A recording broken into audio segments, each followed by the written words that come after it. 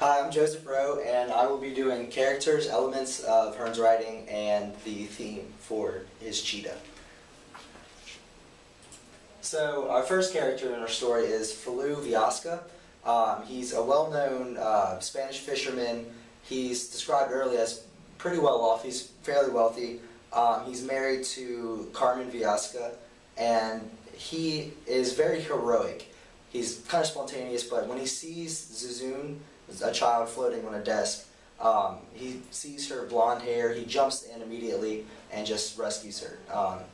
Pretty heroic, he's a strong man. The next character is Carmen Viasca. Next slide.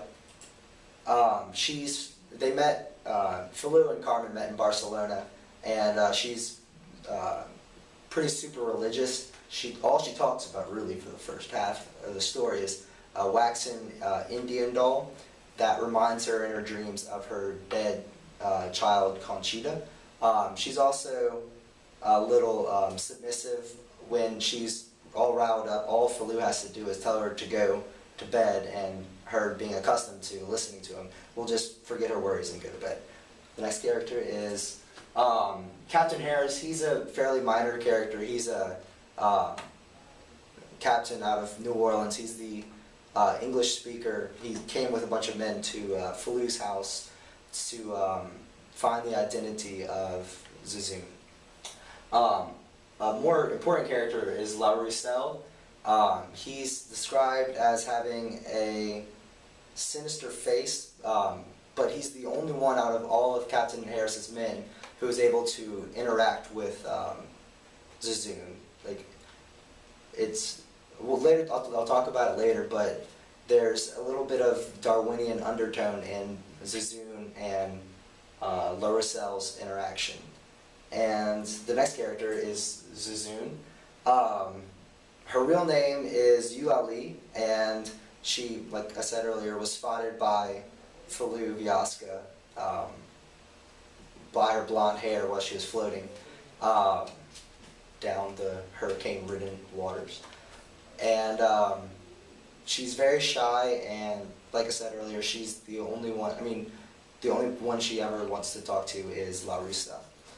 The next character is pretty much the major character of the second half of part 2.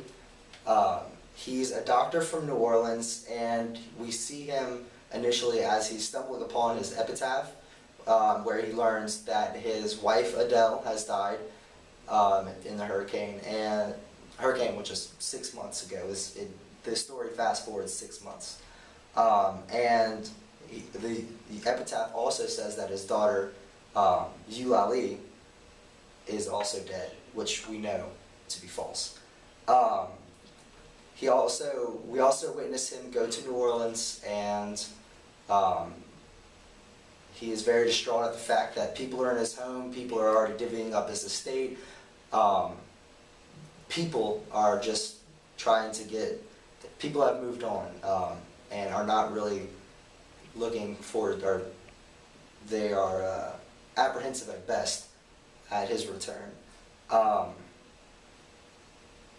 We also go through very vivid recollections of his life, most of which are regrets about his relationships with his friends and family. His final recollection is his hitting his daughter, Eulalie. He becomes very distraught, contemplates suicide, but then through this contemplation he realizes the power of empathy, that his pain is universal and not his own. And through that newfound sense of empathy, he is able to see light in a very cathartic, new way. And so, next slide. Lafcadio Hearn has many naturalistic elements when he's writing. This period of writing is marked by humans being susceptible to naturalistic elements such as the weather, the hurricanes, and so that's a very overt form of naturalism. However, there's vivid descriptions when Julien Labriere is witnessing his epitaph. He notices that nature has actually benefited from death. The fact that Hearn describes it as, seeing pretty lizards, bees gathering honey from crimson blossoms. These are very beautiful pictures of nature moving on. And also, next slide. There are very clear Darwinistic concepts within Hearn's writing, and Hearn was a very big follower of Darwin's theory of evolution and natural selection. So the first thing you'll notice is that when La Rochelle and Zizun were interacting, there's a quote. Hearn states, "Was it the first embryonic feeling of race affinity quickening in the little brain?" We learned later that La Rochelle and Julien Labriere had gotten in a fight over Julien's wife, and so that kind of signifies that there was a certain quality about La Rochelle that both Julien's wife and daughter, Zizun, they liked both of that from him. And also, Julien's last regret was that he hit his daughter, which goes completely against the theory of evolution, because the whole theory of evolution is just that you want your offspring to survive, to carry your genome through generation after generation. And next slide.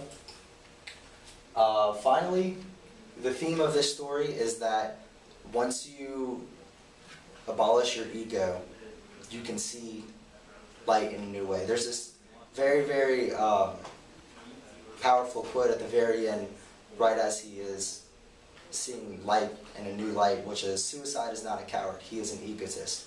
And so this kind of brings everything to a wrap of Julien's whole recollection of life, how he was distraught at having lost everything he had. He thought he lost all his friends, his family, his statue within New Orleans as a doctor. All of this he realized was insignificant, and once he just abolished that and just got rid of it, he realized that life is intrinsically beautiful and saw the meaning of living life. Thank you.